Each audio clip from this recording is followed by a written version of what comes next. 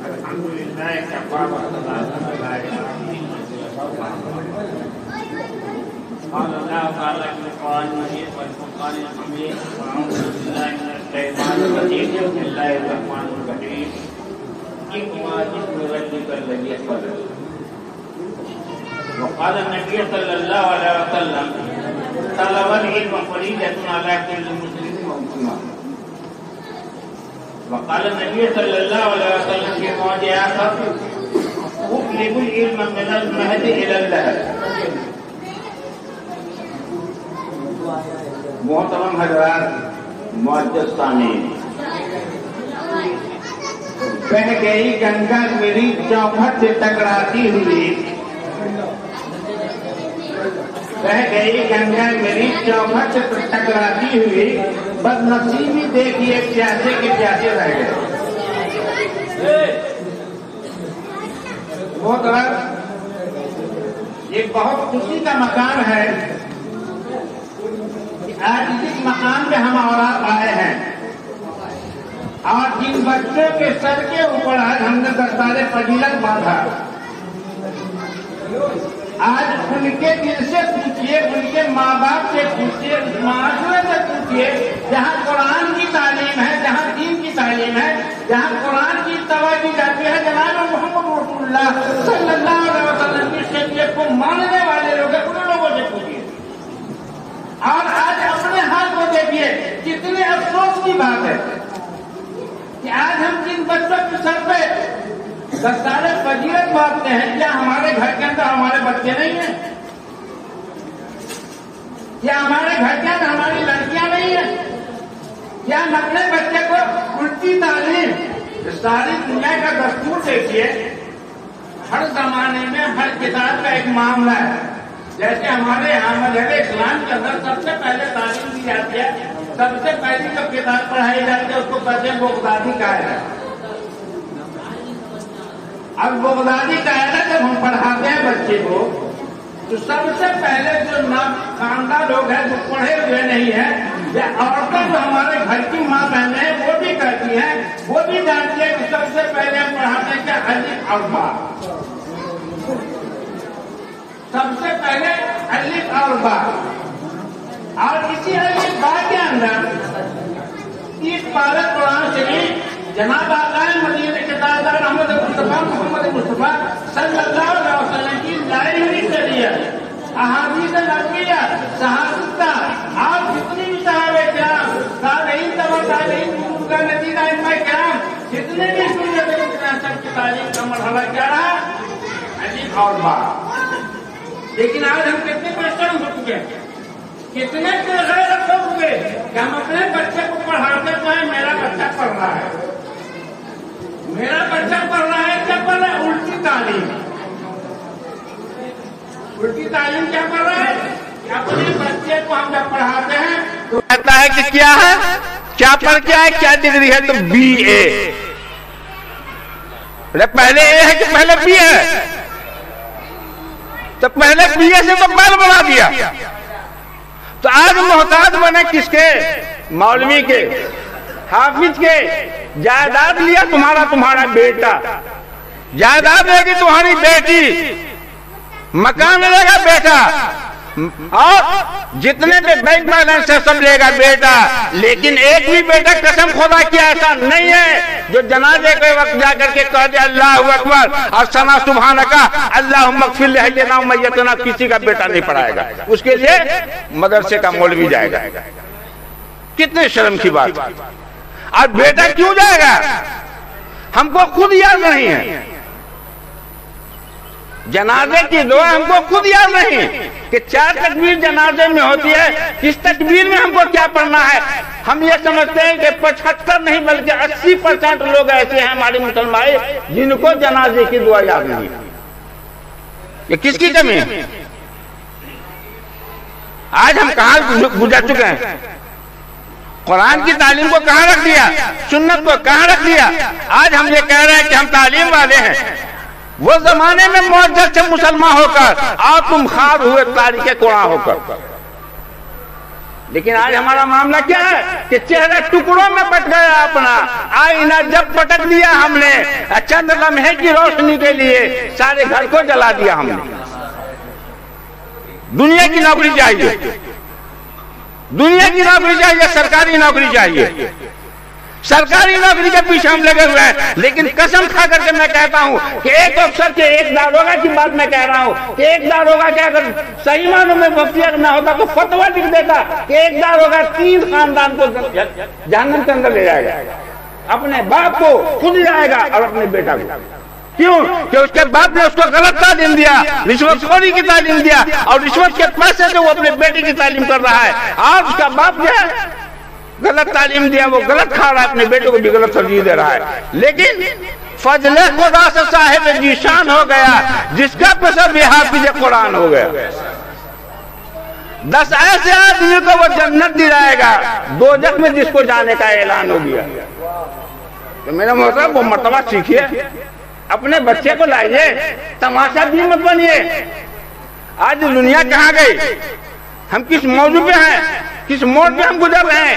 ہماری ماں بہنوں کا کیا حال ہے؟ ہمارے گھر کے اندر تعلیم نہیں، قرآن نہیں، حدیث نہیں، نماز نہیں، روزہ نہیں، رمضان کا مہینہ آ رہا ہے، ہمارے نوجوان ایسے ہی آوارہ کتے کے طریقے سے راستے میں شراب پیئیں گے، بیڑی پیئیں گے، سگریٹ پیئیں گے، گٹکا کھائیں گے، غیر قوم دیکھ کر کے شرمندہ ہو جاتا ہے۔ یہ ہمارا ماحول ہے۔ اب پھر ہم یہ کہتے ہیں کہ مسلمان ہیں، ہم مسلمان بننے کے لیے کچھ کرنا پڑے گا۔ اطلب العلم من المہد الی اللحد، اللہ کے نبی صلی اللہ علیہ وسلم نے فرمایا علم دین تم حاصل کرو ماں کی گود سے قبر میں جانے تک۔ یہ نہیں کہا ہے کہ علی پہ سے لے کر کے اکبر مولانا کے مدرسے میں آ کر کے پڑھ لو، حافظ قرآن بن جاؤ، چلے جاؤ۔ تعلیم کا یہ مطلب نہیں ہے۔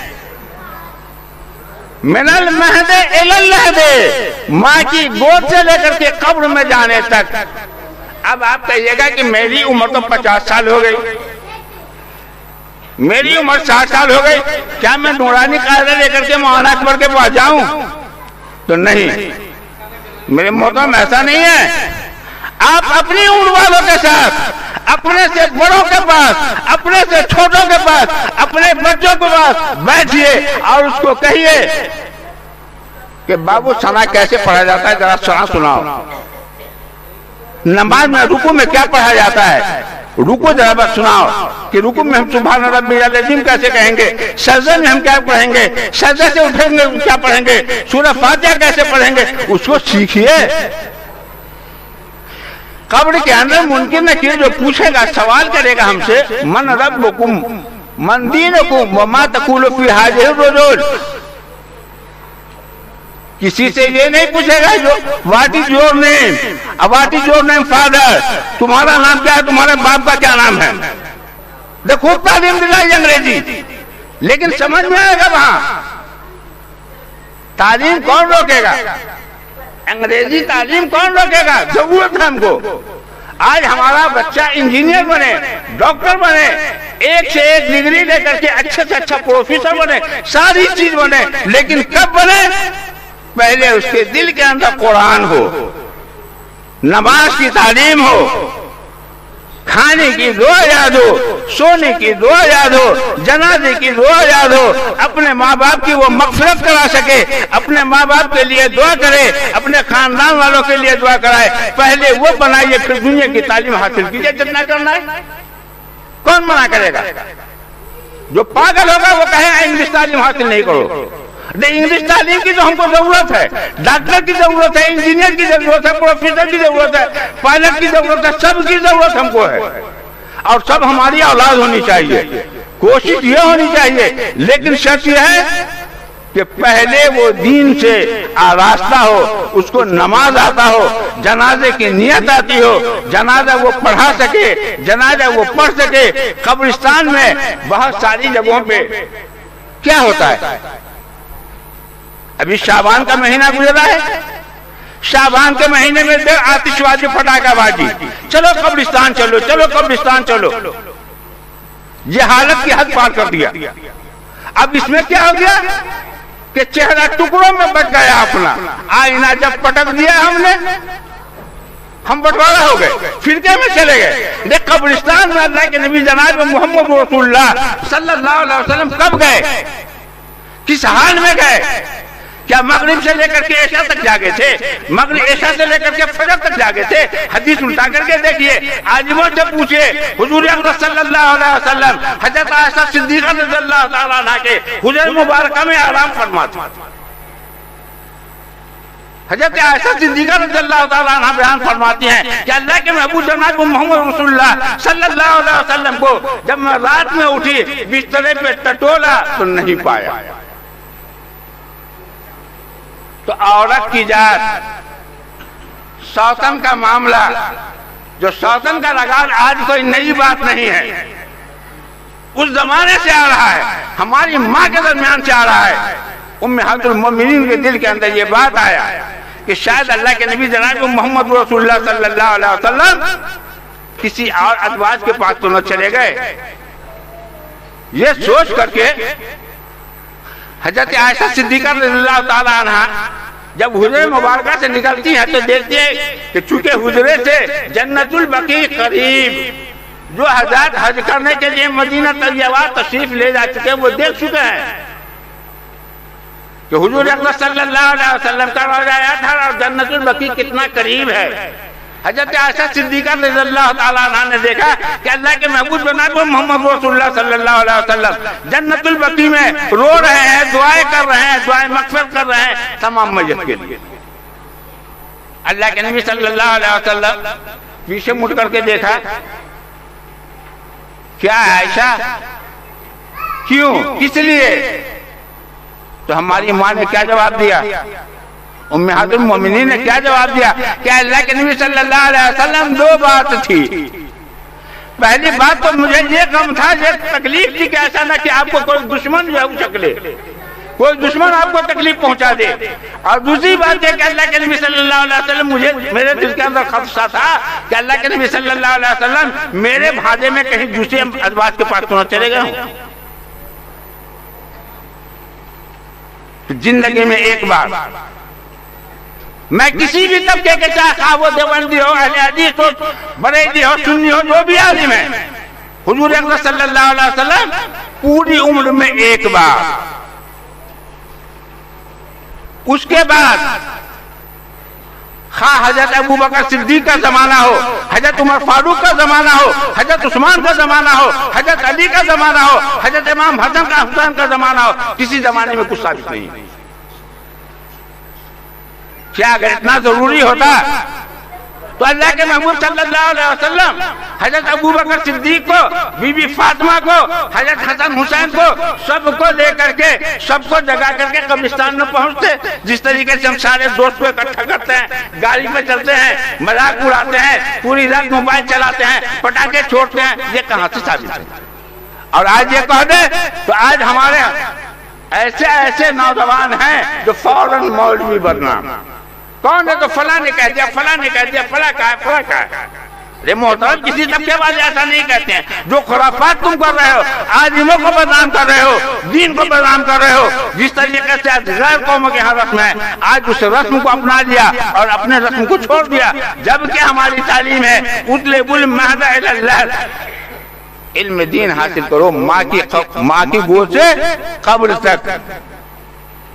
دوسری جگہ اللہ کے نبی صلی اللہ علیہ وسلم نے فرمایا اطلب العلم لو کان بالسین, کہ علم دین اگر تم کو طلب کرنے کے لیے, علم دین حاصل کرنے کے لیے چین جیسے دور دراز ملکوں میں جانا پڑے تو جا کر کے تم وہاں علم دین حاصل کرو. لیکن کتنے افسوس کی بات ہے کہ ہم اپنے محلے کے امام کے پاس نہیں آتے, اپنے محلے کے مولوی سے, امام سے, استاد سے یا بچوں سے, مؤذن سے, کسی سے یہ نہیں کہتے کہ ایمان مفصل ہم کو یاد نہیں ہے, ذرا سنا دیجئے. ایمان مجمل ہم کو یاد نہیں ہے, سنا دیجئے. دعائے قنوت یاد نہیں ہے, ہم کو سنا دیجئے. کھانے کی دعا یاد نہیں ہے, سنا دیجئے. سونے کی دعا یاد نہیں ہے, ہم کو سکھلا دیجئے. کتنے افسوس کی بات ہے میرے محترم. کل اللہ کے نبی جناب محمد رسول اللہ صلی اللہ علیہ وسلم جب حوض کوثر پہ ہوں گے اور اس وقت رب حبلی امتی کہیں گے کہ اے اللہ ہمارے امت کو بخش دے، کس منہ سے ہم وہاں جائیں گے؟ کیا ہمارا چہرہ ہوگا؟ کیا ہمارے نشان ہوں گے؟ آج اگر میں یہ پوچھ دوں کہ نماز پڑھتے ہیں کم و بیش سب آدمی، کم و بیش ہر آدمی نماز پڑھتے ہیں،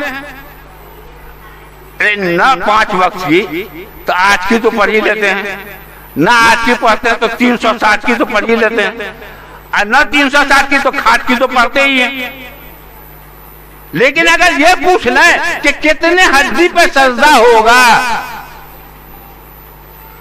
کتنے ہڈی پہ سجدہ کیا جائے گا، اگر اتنے ہڈی میں سے ایک ہڈی بھی اگر کم ہوگا، لاکھ سجدہ کرتے رہو سجدہ ادا نہیں ہوگا۔ کسی کو معلوم ہے کہ کتنے ہڈی پہ سجدہ کیا جائے گا؟ کیا ہم آج کی نماز پڑھ لیں گے، جمعے کی نماز پڑھ لیں گے تو ہماری نماز ہو جائے گی؟ عید کی نماز پڑھ لیں گے تو نماز ہو جائے گی؟ ایسا نہیں ہے میرے محترم، نماز پڑھنا ہوگا، نماز سیکھنا ہوگا، ایمان پہ قائم ہونا ہوگا، تحیات درود سیکھنا ہوگا، اور جب ہمارا عالموں کی صحبت میں بیٹھیں گے، حافظوں کی صحبت میں بیٹھیں گے، پڑھے لکھوں کی صحبت میں بیٹھیں گے، نمازیوں کی صحبت میں بیٹھیں گے، تب ہم کو پوچھنا پڑے گا کہ کتنے ہڈی پہ ہمارا سجدہ ہوگا، تو وہ بتائیں گے کہ 7 ہڈی کے اوپر سجدہ ہوگا۔ 7 ہڈی جب تک پوری نہیں ہوگی سجدہ ادا نہیں ہوگا۔ علماء کرام تشریف فرمائے، پوچھئے اب کہیے گا کون کون ہڈی؟ تو پہلی ہڈی ناک پیشانی کی، دوسری ہڈی ناک کی، اور دونوں ہتھیلی 4 ہڈی ہوئی، دونوں ٹخنا یعنی ٹھگنا، اور داہنے پاؤں کا انگوٹھا۔ یہ 7 ہڈی اگر زمین سے ٹچ نہیں کرے گا، مکمل نہیں لگا رہے گا، سجدہ ادا نہیں ہوگا، چاہے عمر ختم ہو جائے۔ تو یہ کب سیکھے گا؟ قبر میں جانے کے بعد بینک میں کتنا بیلنس ہوا، کتنا پرسنٹ دے رہا ہے، وہ ہم کو بڑی آسانی سے یاد ہوتا ہے۔ ہماری زمین کتنی ہے، کتنا روم بنا، ہمارے بیٹے کو کتنا حصہ ملے گا، کتنا روم کس کو دیں گے، وہ ہم کو یاد ہے۔ لیکن قبر میں جو ہم جانے کے بعد ہمارا بیٹا کبھی قل هو اللہ احد کا کرتے بھی بخش دے گا، کبھی ہماری قبر پہ جائے گا، کبھی گھر بیٹھ کر کے ہمارے دعائیں مغفرت کرے گا، کبھی ہمارے نام سے جو ہے 5 روپیہ کسی غریب مسکین یا کسی مدرسے کے بچے کو دے دے گا، کسی یتیم خانے میں وہ ہدیہ دے دے گا، کسی یتیم بچوں کے سر پہ ہاتھ پھیر دے گا۔ ایسا نہیں ہوگا، اس لیے کہ آج سے پہلے جب ہم اپنے ماں باپ کے لیے کچھ نہیں کیا ہے تو ظاہر ہے، یقین رکھیے کہ آپ کا بیٹا، آپ کی اولاد بھی آپ کے لیے کچھ نہیں کرے گا۔ اس کے لیے پہلے بننا پڑے گا۔ اگر آپ عمل کر کے دکھلائیے گا، آپ ایسا کر کے دکھلائیے گا، وہ سبق آپ کا بیٹا، آپ کی بیٹی، آپ کے گھر کے اندر وہ تعلیم جائے گی، آپ کے گھر کے اندر وہ ماحول ہوگا، تو آپ کا دیکھ کر کے وہ ماحول محلے میں پھرے گا، علاقے میں جائے گا، گاؤں میں جائے گا، اور وہاں سے ماحول باہر نکلے گا۔ لیکن جب ہم کو خود ہی معلوم نہیں ہے تو ہم کیا کریں گے؟ اس لیے میرے محترم، سب سے پہلی بات کہ ہم لوگ اپنے بچے کو دین کی تعلیم سے آراستہ کریں، اور دین کی تعلیم کے بعد یہ نہیں کہ اس کو محدود کر دے کہ ہمارا بیٹا حافظ بنے، مولوی بنے، نہیں، عالم بنائیے، عالم کے بعد اس کو جو ہے انجینئر بنائیے، ڈاکٹر بنائیے، جتنی اونچی تعلیم دینا دیجیے، یہ ضروری ہے ہمارے لیے۔ آج ہمارے پاس کیا ہے؟ آج ہمارے پاس نہ کوئی ہتھیار ہے، نہ ہم کو لڑنے کی صلاحیت ہے۔ ہمارے نوجوان آج اگر کسی قسم کا کوئی مقابلہ ہو جائے تو کیا ہمارے پاس کوئی ہتھیار، کیا ہمارے پاس کوئی لڑنے کی طاقت، کیا ہمارے پاس لڑنے کا کوئی سہارا؟ اللہ کے نبی صلی اللہ علیہ وسلم نے فرمایا تھا کہ تم تیر چلانا اور تلوار چلانا سیکھو، لیکن ہم کیا کر رہے ہیں؟ اپنی اولاد کو کھینی کھلانا، گٹکا کھلانا سکھا رہے ہیں۔ آج ہم اپنی اولاد کو، اپنی لڑکیوں کو کیا دے رہے ہیں؟ موبائل دے رہے ہیں، ٹچ موبائل۔ پوری دنیا دیکھو، آج معلوم ہے، آج مسلمانوں کا حال دیکھیے، مسلمان کی لڑکیاں کتنے غیر قوم کے ساتھ بھاگ رہی ہے۔ پہلے یہ تھا کہ مسلمان کا لڑکا غیر قوم کی لڑکی کو لے کر کے بھاگتا تھا، لیکن آج غیر قوم کے ساتھ مسلمان کی لڑکی جا رہی ہے۔ کہاں سے؟ کالج سے، اسکول سے، کوچنگ سینٹر سے، یہ سارا معاملہ چل رہا ہے۔ لیکن آج تک یہ پتہ نہیں چلا ہوگا، یہ خبر نہیں ہوگی کہ کسی مدرسے سے لڑکی بھاگی ہوگی، کسی مدرسے سے لڑکی نہیں بھاگی ہے۔ لیکن کالج کا اتحاد الٹ کر کے دیکھیے، کوچنگ کا اتحاد الٹ کر کے دیکھیے کہ لڑکی کب بھاگی، کتنی بھاگی، کہاں بھاگی، کس کے ساتھ بھاگی، اور بھاگنے کے بعد بہت ساری لڑکیوں کا حال تو ایسا ہوا ہے کہ لڑکے لے لے کر کے بھاگے ہیں، اور کئی لڑکی کا حال ایسا ہوا ہے کہ بعد میں آنے کے بعد وہ ہمارے ساتھ احمد صاحب اب کیا کریں ہم، اور خود ہمارے علاقے میں ہوا، اب کیا کریں؟ تو بھائی کیا کریں؟ بس ایک ہی شکل ہے، یا تو لڑکا کلمہ پڑھ کے مسلمان ہو، یا نہیں تو اب تم نہ اس کو چھوڑو گے نہ وہ تم کو چھوڑے گا۔ تو اب یا تو تم دونوں جہنم میں جاؤ، یا تم اس کو سمجھا کر کے لاؤ، اگر وہ کلمہ پڑھے تھا تو دونوں جنت میں جاؤ، بشرطے کہ تم مسلمان جیسا عمل کرو گی، نماز پڑھو گی، اس کو نماز سکھلاؤ گی جب نا۔ تو آج تو ہمارے اندر ہے نہیں، بس ہم یہ سوچ رہے ہیں فلاں کے ساتھ ہو رہا ہے، فلاں کے ساتھ ہو رہا ہے۔ میرے محترم ایسا نہیں ہوگا، بلکہ یہ سوچنا پڑے گا آمنت باللہ و ملائکتہ و کتبہ و رسلہ والیوم الآخر والقدر خیرہ و شرہ من اللہ تعالی والبعث بعد الموت، کہ میں ایمان لایا اللہ پر، اللہ کے رسول پر، اس کی کتاب پر، اس کے فرشتے پر، اور تقدیر ہماری اچھی ہے یا بری وہ اللہ کی طرف سے ہے، اور سب سے آخر سب کا نچوڑ جس کے بغیر کوئی چھٹکارا نہیں، والیوم الآخر، آخرت کے دن پر، والبعث بعد الموت، اور مرنے کے بعد دوبارہ زندہ ہو کر کے ہم کو حساب دینا ہے۔ اس سے کہاں جائیے گا؟ دنیا ہے نہیں، اس راستے سے اس گلی سے نکل جائیں گے، اس گلی سے اس گلی نکل جائیں گے۔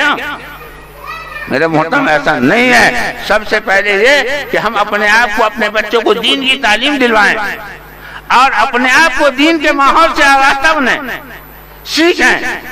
علم کبھی بوڑھا نہیں ہوتا ہے، انسان بوڑھا ہوتا ہے۔ اللہ کے نبی صلی اللہ علیہ وسلم نے فرمایا ماں کی گود سے قبر میں جانے تک کوئی علم سیکھو۔ تو علم کو ہم کو سیکھنا نہ پڑے گا کہ صرف جوانی کہنے سے تو نہیں ہوگا۔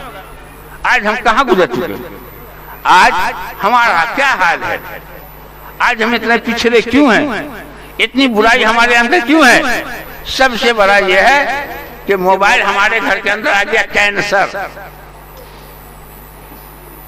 موبائل آ گیا کینسر، جس کا نہیں ہے اینسر، کینسر نو آنسر۔ آج سے پہلے ڈاکٹر نے کہا تھا کہ کینسر جس کو پکڑ لے گا اس کا کوئی علاج نہیں ہے سوائے موت کے۔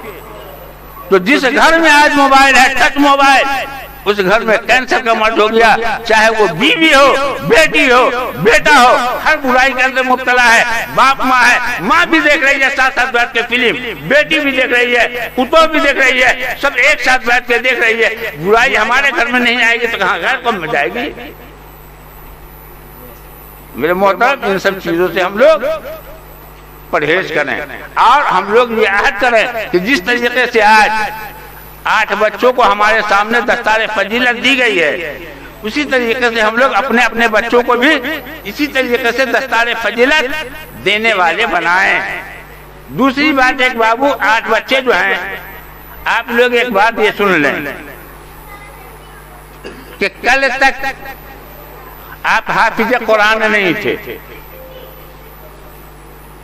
تو جامعۃ الفرقان کے آپ طالب علم تھے۔